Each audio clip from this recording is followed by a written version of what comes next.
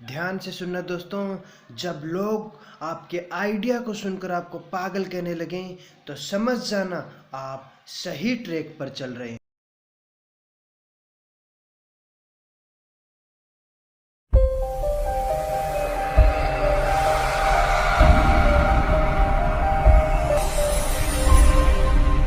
Hello नमस्कार दोस्तों, एक बार फिर से आपका अपने चैनल द गुरुजी पे स्वागत करता हूं। दोस्तों, यदि द गुरुजी से रिलेटेड आपको किसी भी प्रकार की क्वेरी करनी हो तो आप नीचे दिए गए नंबर पे आप मुझे संपर्क कर सकते हैं और मेल कर सकते हैं। चलिए दोस्तों, आज हम पढ़ेंगे 5 मई 2020 का करंट अफेयर्स। दोस्तों, पहले क्वेश्चन की तरफ चलते हैं। हमारा पहला प्रश्न है, निम्न में से कौन सा देश इस साल के अंत तक आर्कटिक जलवायु और पर्यावरण की निगरानी हेतु अपना पहला आर्कटिक एम उपग्रह लॉन्च करेगा? दोस्तों, ऑप्शन आपके सामने रखे हैं, चीन, नेपाल, रूस और बांग्लादेश। तो ये जो आर्कटिक एम उपग्रह है ये रूस लॉन्च करेगा। रूस का आर्कटिक एम रिमोट सेंसिंग और आपातकालीन संचार उपग्रह पृथ्वी के ध्रुवीय क्षेत्रों में मौसम संबंधी डेटा का एकत्र करेगा। इससे मौसम के पूर्वानुमान में सुधार करने की अनुमति दी जाएगी और वैज्ञानिकों को जलवायु परिवर्तन का बेहतर अध्ययन करने में सक्षम बनाएगा। यह जानकारी लाओचिन एरोस्पेस कंपनी के जनरल डायरेक्टर व्लादिमीर कोलिमकोव ने न्यूज एजेंसी स्पुतनिक को दी है। व्लादिमीर कोलिमकोव ने कहा है कि यह अब तक का नंबर 1 आर्कटिक एम अंतरिक्ष यान विकसित किया गया है और इसका रेडियो इलेक्ट्रॉनिक परीक्षण किया जा रहा है। दोस्तों, रूस के बारे में बात करें तो रूस की राजधानी है मॉस्को। यहाँ का कॉलिंग कोड है +7। यहाँ के राष्ट्रपति हैं व्लादिमीर पुतिन। प्रधानमंत्री हैं यहाँ के दिमित्री मेदवेदेव। और यहाँ जो ऊपरी सदन होता है उसे फेडरेशन काउंसिल कहते हैं और जो निम्न सदन होता है उसे स्टेट डुमा कहते हैं। जो करेंसी है यहाँ पर वो है रशियन रूबल। और दोस्तों, क्षेत्रफल की दृष्टि से विश्व का सबसे बड़ा देश है ये कौन सा है? रूस है। ठीक है दोस्तों, अगला प्रश्न हमारा, विश्व प्रेस स्वतंत्रता दिवस निम्न में से किस दिन मनाया जाता है? दोस्तों, ये मनाया जाता है 3 मई को। हर साल 3 मई को हर वर्ष वर्ल्ड प्रेस फ्रीडम डे के तौर पे मनाया जाता है। यूनेस्को के आम सम्मेलन की सिफारिश के बाद दिसंबर 1993 में संयुक्त राष्ट्र महासभा द्वारा विश्व प्रेस स्वतंत्रता दिवस घोषित किया गया था। विश्व प्रेस स्वतंत्रता दिवस को मनाने का मुख्य उद्देश्य प्रेस स्वतंत्रता के मूल सिद्धांतों का जश्न मनाने के साथ दुनिया भर में प्रेस की स्वतंत्रता की स्थिति का आंकलन करना है। विश्व प्रेस स्वतंत्रता दिवस के दिन गिलेर्मो कानो वर्ल्ड प्रेस फ्रीडम पुरस्कार दिया जाता है। यह पुरस्कार उस संस्थान के व्यक्ति को दिया जाता है जो प्रेस की फ्रीडम के लिए बड़ा कार्य करता है। दोस्तों, चैनल को सब्सक्राइब अगर आपने अभी तक नहीं किया तो सब्सक्राइब जरूर करें और लाइक और शेयर करें ताकि दूसरे विद्यार्थियों तक भी ये पहुंचे। अगला प्रश्न हमारा, राष्ट्रमंडल खेल महासंघ CGF ने हाल ही में कहा कि कोविड-19 महामारी की वजह से एक साल के लिए टले टोक्यो ओलंपिक की तारीखों में टकराव से बचने के लिए राष्ट्रमंडल युवा खेल 2021 के बजाय किस साल में होंगे? तो जो राष्ट्रमंडल युवा खेल थे, कॉमनवेल्थ यूथ गेम्स, इन्हें अब टालकर 2021 की बजाय 2023 में करवाया जाएगा। टोक्यो ओलंपिक का आयोजन इस साल 23 जुलाई से 8 अगस्त तक होना था, लेकिन पिछले महीने इसे एक साल के लिए स्थगित कर दिया और राष्ट्रमंडल खेल महासंघ कार्यकारी बोर्ड ने 2021 राष्ट्रमंडल युवा खेलों किसी अन्य तिथि पर कराने के विकल्पों पर विचार करने का निर्णय लिया है। बयान में कहा गया है कि सकारात्मक चर्चा के बाद CGF भविष्य में इसके आयोजन के लिए सर्वोत्तम विकल्पों और समय सीमा पर विचार करने के लिए तैयार हो गया। संभवतः इसका आयोजन 2023 में होगा। पहली बार आयोजन इसका हुआ था एडिनबर्ग में, ठीक है, एडिनबर्ग स्कॉटलैंड में 10 से 14 अगस्त 2000 को। जो युवा गेम्स है, कॉमनवेल्थ यूथ गेम्स जो है, उसका आयोजन हुआ है पहली बार एडिनबर्ग स्कॉटलैंड में, और इसकी आयु सीमा है 14 से 18 वर्ष। इसका छठा आयोजन नासाउ बहमास में 2017 में हुआ था, और ये प्रत्येक 4 साल बाद होता है, तो 2017 से अब 2021 में होना था, लेकिन अब ये होगा 2023 में। जो राष्ट्रमंडल खेल परिसंघ है CGF, इसकी मोहर जो है 2001 में अपनाई गई। अगला प्रश्न हमारा, विश्व एंटी डोपिंग एजेंसी वाडा ने डोप टेस्ट में फेल होने पर भारतीय डिस्कस थ्रोअर संदीप कुमारी पर कितने साल का प्रतिबंध लगा दिया है? तो ये 4 साल का प्रतिबंध लगाया है। विश्व एंटी डोपिंग एजेंसी ने डोप टेस्ट में फेल होने पर भारतीय डिस्कस थ्रोअर संदीप कुमारी पर 4 साल का प्रतिबंध लगा दिया है। उन पर 26 जून 2018 से यह प्रतिबंध लागू होगा, क्योंकि इसी दिन टेस्ट के नमूने लिए गए थे। इससे पहले भारतीय डोप टेस्टिंग लेबोरेटरी को संदीप के खून में कोई प्रतिबंधित तत्व नहीं मिला है। दोस्तों वाडा की बात करें, वाडा एक विश्व एंटी डोपिंग एजेंसी है जो खिलाड़ियों पे ड्रग्स के मामले में ध्यान रखती है। इसकी स्थापना 10 नवंबर 1999 को स्विट्जरलैंड के लुसेन शहर में हुई थी, और वर्तमान में वाडा का मुख्यालय कनाडा के मॉन्ट्रियल शहर में है, ठीक है। और ये भी वाडा की बात जो वर्ल्ड लेवल पे आ गया। अब देश में नाडा एजेंसी है, नेशनल एंटी डोपिंग एजेंसी। इसकी स्थापना 24 नवंबर 2005 को हुई थी, और नाडा के वर्तमान अध्यक्ष नवीन अग्रवाल है। चलिए दोस्तों अगला प्रश्न हमारा, पश्चिम बंगाल की मुख्यमंत्री ममता बनर्जी ने कोविड-19 के संकट को कवर कर रहे पत्रकारों और फ्रंटलाइन वर्कर्स का कितने लाख रुपए तक जीवन बीमा कराने का ऐलान किया है? तो 10 लाख रुपए जीवन बीमा कराने का ऐलान किया है। पश्चिम बंगाल के मुख्यमंत्री ममता बनर्जी ने कोरोना योद्धाओं के लिए 10 लाख रुपए के स्वास्थ्य बीमा की घोषणा की है, जिसमें पत्रकार भी शामिल होंगे। पश्चिम बंगाल में भी कोरोना वायरस के मामलों में लगातार बढ़ोतरी देखने को मिल रही है। सरकार के अनुसार बंगाल में अब तक 1106 संक्रमित मामले सामने आए हैं, जिनमें से 33 की मौत हो चुकी है, और इनमें से 151 लोग ठीक भी हो चुकी हैं।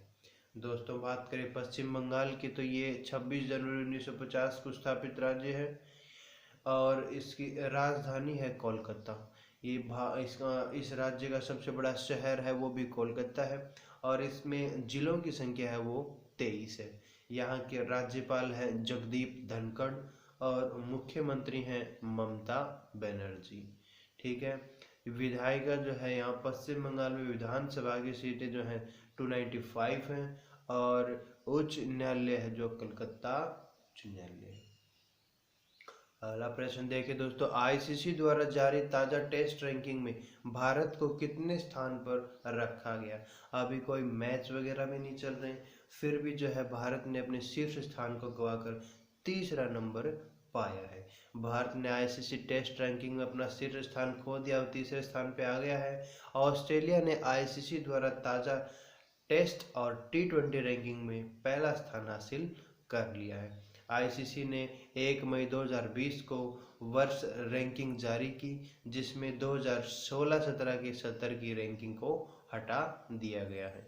भारत ने साल 2016 के बाद से पहली बार यह स्थान गंवाया है। ICC पुरुष वनडे टीम रैंकिंग में मौजूदा विश्व विजेता इंग्लैंड 127 अंकों के साथ पहले स्थान पर है। दोस्तों बात करें ICC की, तो ये 15 जून 1909 को स्थापित है, और इसका मुख्यालय है वो दुबई संयुक्त अरब अमीरात में है। 105 सदस्य देश राष्ट्र हैं, और इस यहाँ चेयरमैन जो है वो शशांक मनोहर है, ठीक है। अगला प्रश्न देखिए दोस्तों, हाल ही में किस अनुभवी बल्लेबाज को न्यूजीलैंड का वर्ष का सर्वश्रेष्ठ क्रिकेटर चुना गया है? तो ये रॉस टेलर को चुना गया है। रॉस टेलर ने तीनों प्रारूपों में शानदार प्रदर्शन कर ये जो अवार्ड है ये प्राप्त किया है, sir Richard Hadlee medal. Taylor इस सत्र में स्टीवन फ्लेमिंग को पीछे छोड़कर टेस्ट क्रिकेट में न्यूजीलैंड की तरफ से सर्वाधिक रन बनाने वाले बल्लेबाज बने हैं। इसके अतिरिक्त वे अंतर्राष्ट्रीय क्रिकेट के तीनों प्रारूपों में 100 मैच खेलने वाले विश्व के पहले खिलाड़ी भी हैं। रॉस टेलर ने न्यूजीलैंड के लिए कुल 232 वनडे, 100 टी20 और 101 टेस्ट मैच खेले। दोस्तों, चैनल को अगर आपने अभी तक सब्सक्राइब नहीं किया है तो सब्सक्राइब अवश्य कर लें और बेल आइकन को भी प्रेस कर लें। अगला प्रश्न है, हाल ही में किस राज्य के चाक हाउ अर्थात काले चावल को भौगोलिक संकेतक जीआई का टैग दिया गया है? दोस्तों, मणिपुर का यह है चाक हाउ अर्थात काला चावल जो है, इसको उत्पादक संघ द्वारा इसके लिए आवेदन दायर किया गया था जीआई टैग प्रदान करने के लिए। चाक हाउ एक संदिग्ध चिपचिपा चावल है जिसकी मणिपुर में सदियों से खेती की जा रही है। चावल की इस किस्म में विशेष प्रकार की सुगंध होती है। इसका उपयोग सामान्यतः सामुदायिक दावतों में किया जाता है तथा इन दावतों में चाक हाउ की खीर बनाई जाती है। चाक हाउ का पारंपरिक चिकित्सा प्रणालियों में भी उपयोग किया जाता है। ठीक है दोस्तों, परीक्षा दृष्टि से बहुत ही महत्वपूर्ण प्रश्न है ये। किस राज्य के चाक हाउ अर्थात काले चावल को जीआई टैग दिया गया है? ठीक है दोस्तों, मणिपुर की बात करें, मणिपुर की राजधानी है इम्फाल। यहाँ पर जिलों की संख्या है 16, राजभाषा है मणिपुरी और इसका गठन हुआ था 21 जनवरी 1972। यहाँ के राज्यपाल है नजमा हेपतुल्ला और मुख्यमंत्री हैं एन बीरेन सिंह भाजपा की। विधानमंडल एक सदनीय है और विधानसभा की सीटें हैं जो यहाँ पे 60 हैं। भारतीय संसद में देखें तो राज्यसभा की 1 सीट है और लोकसभा की 2 सीट है और उच्च न्यायालय है वो मणिपुर उच्च न्यायालय। हाल ही में किस राज्य सरकार ने शहरी क्षेत्रों में रहने वाले लोगों को कम से कम 120 दिनों की रोजगार की गारंटी देने वाली मुख्यमंत्री शहरी रोजगार गारंटी योजना लॉन्च की है? तो दोस्तों, ये हिमाचल प्रदेश की सरकार ने ऐसा किया है। कोरोना महामारी के दृष्टिगत राज्य में अर्थव्यवस्था को पुनः सुदृढ़ करने के लिए शहरी जनता को मुख्यमंत्री शहरी रोजगार गारंटी योजना के तहत 120 दिन का रोजगार मुहैया कराया जाएगा। इसके लिए यदि आवश्यक हो तो उनके कौशल उन्नयन के लिए पर्याप्त प्रशिक्षण प्रदान किया जाएगा। इस महामारी के दौरान प्रदेश में बाहरी राज्यों से हजारों लोग वापस आए हैं जिनकी विभिन्न क्षेत्रों में कुशलता है। उन्हें उनकी कार्य कुशलता अनुसार रोजगार और स्वरोजगार मुहैया कराने के लिए प्रशिक्षण दिया जाएगा। सरकार इन श्रमिकों और 2000 रुपये प्रति कामगार प्रदान करने का निर्णय लिया है। कोविड-19 महामारी के कारण राज्य के कृषकों और बागवानों को भारी नुकसान उठाना पड़ रहा है। हिमाचल प्रदेश की बात करें तो यहाँ की राजधानी है शिमला और दूसरी राजधानी है धर्मशाला। जिले यहाँ पर 12 हैं और राजभाषा है हिंदी। गठन हुआ था इसका 25 जनवरी 1971 में। राज्यपाल है बंडारू दत्तात्रेय और मुख्यमंत्री हैं जयराम ठाकुर भाजपा की। विधानमंडल एक सदनीय है। विधानसभा की सीटें हैं 68 और भारतीय संसद में बात करें तो राज्यसभा की सीटें हैं 3 और लोकसभा की सीटें हैं 4। उच्च न्यायालय है हिमाचल प्रदेश उच्च न्यायालय। अगला प्रश्न देखिए दोस्तों, केंद्र सरकार द्वारा 4 मई 2020 तक कितने राज्यों को one nation one ration card योजना के साथ जोड़ा गया है? दोस्तों 17 राज्यों को अभी तक इसके साथ जोड़ा गया है। केंद्र सरकार ने हाल ही में देश के 5 और राज्यों को इस योजना के साथ जोड़ा है। One nation one ration card योजना का लाभ बिहार, उत्तर प्रदेश, पंजाब, हिमाचल प्रदेश और दमन दीव भी अब उठा सकेंगे। केंद्रीय खाद्य और उपभोक्ता मामले के मंत्री रामविलास पासवान ने हाल ही में इसका घोषणा किए हैं और केंद्र सरकार ने 1 जनवरी 2020 को कुल 12 राज्यों को आपस में इस योजना से जोड़ा था। अब देश में कुल 17 राज्य हो गए हैं जो इस योजना से आपस में जुड़ जाएंगे। इनमें आंध्र प्रदेश, गोवा, गुजरात, मध्य प्रदेश, महाराष्ट्र, झारखंड, केरल, राजस्थान, तेलंगाना आदि शामिल थे।